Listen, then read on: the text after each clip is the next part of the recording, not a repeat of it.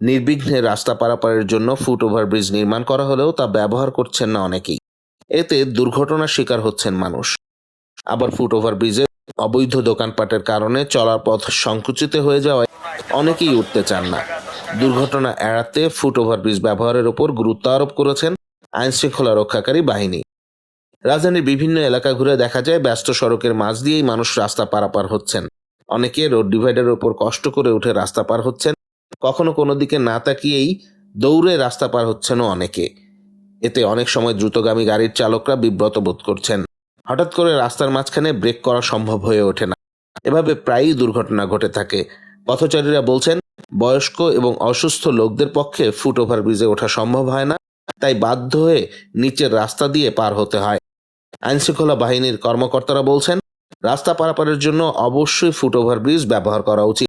এ বিষয়ে সকলকে সচেতন হতে হবে, এতে দুর্ঘটনাও রোধ হবে।